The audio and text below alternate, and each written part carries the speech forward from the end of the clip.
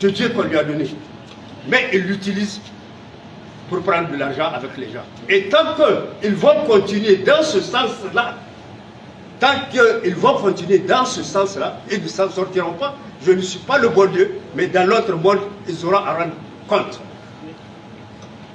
C'est ça la corruption au niveau du choses. Maintenant, pour finir, je vais vous dire deux choses. J'ai entendu tout ce que vous avez dit. Je vais vous dire deux choses.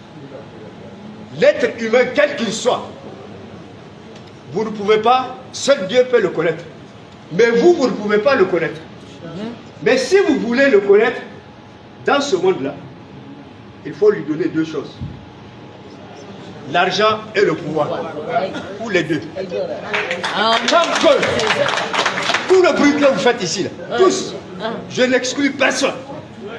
Tous les bruits que vous faites là, toutes ces belles déclarations que vous avez faites pour vous juger, chacun d'entre vous, donnez-lui le pouvoir. Donnez-lui le pouvoir pour l'argent et demain, vous allez voir ce qu'il va faire. Et c'est à ce moment que vous saurez le juger. Tout le reste là, tout ça là, c'est des discours que vous faites. Nous avons vu des gens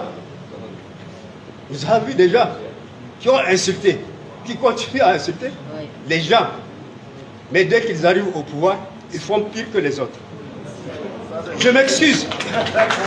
Je m'excuse de vous donner mon exemple. En 1973, mon grand frère était ministre. Il était dans le gouvernement de Djouri. Et moi, j'étais président de l'association du lycée national. Il n'y a pas ce que nous n'avons pas dit de ces gens-là. C'est des voleurs, c'est ceci, cela. Nous avons fait même un journal. Nous avons fait un journal où nous avons pris tous les membres du gouvernement de Djouri, en commençant par Djouri. Djouri, il a 18 milliards en France, c'est un voleur. Gabala, c'est ceci, cela. Boubouhama, c'est ceci, cela. Mon grand frère, Bembello, Bossi, etc. On les a tous traités de voleurs. Et le hasard a fait que nous nous sommes retrouvés, nous les avons traités de voleurs. Nous nous sommes retrouvés au pouvoir. Alors, mon grand frère m'a dit, ah, Issouf, c'est bien que vous soyez au pouvoir. Mais déjà, les quelques années que vous avez fait, nous avons entendu que parmi vous, il y a des milliardaires. Il dit, toi, tu es mathématicien. Prends l'ordonnance des militaires qui ont pris le pouvoir. Les Koutséka, ils ont pris. Ils ont pris pas mal de choses avec les gens du RDA. Je me rappelle du vieux Moudur Zakara. C'est des animaux qu'on est parti prendre. Il y en a, c'est des maisons.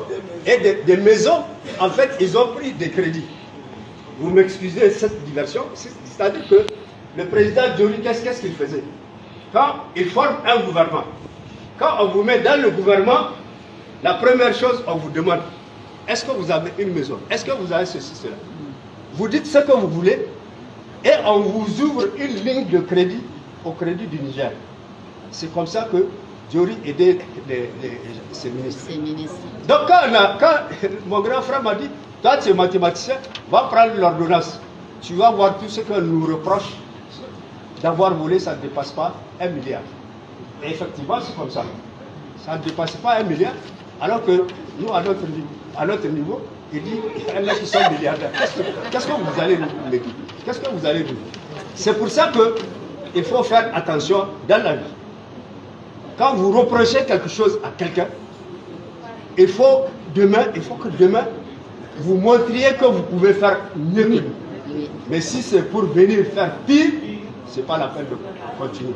Voilà ce que je voulais dire. Merci. Merci, monsieur le